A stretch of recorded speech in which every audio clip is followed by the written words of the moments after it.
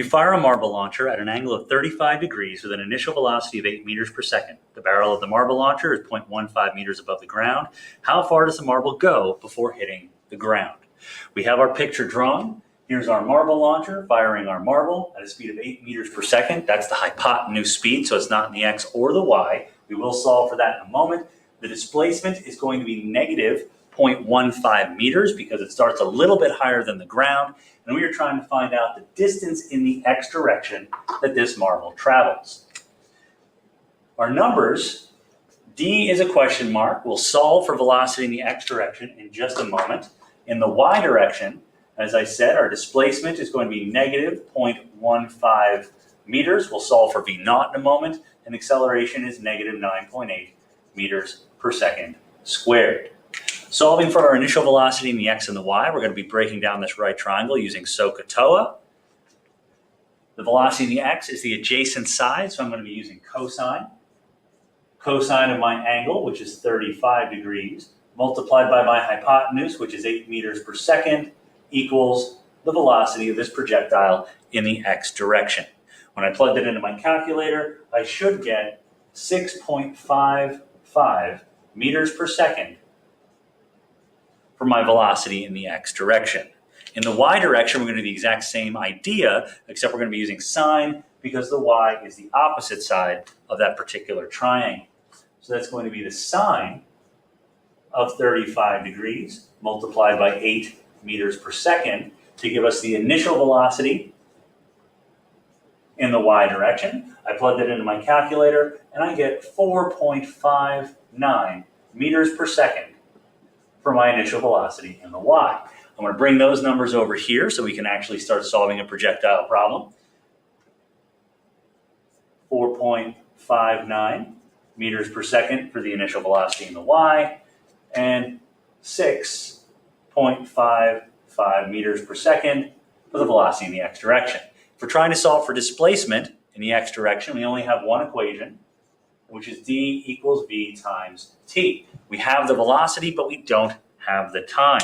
So we're going to be solving the time in the Y direction using the equation that does not have VF because VF is a thing that we don't have and don't care about. So we're going to be using D equals V naught T plus 1/2 AT squared. We talked about this previously. Now when rearranging that equation for time, when there's no zeros, V naught is not zero and displacement is not zero, we have to use the quadratic formula. You're welcome to write this on your equation sheet, highly recommend it. Because it's always going to look exactly the same, the quadratic formula for this equation. So every single time you can use this. And when we do that, we get T equals negative V naught plus or minus the square root of V naught squared plus 2AD all over the acceleration A.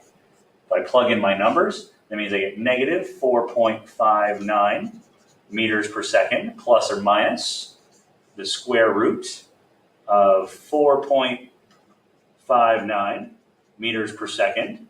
That gets squared plus 2 times negative 9.8 meters per second squared times D, which is negative 0.15 meters.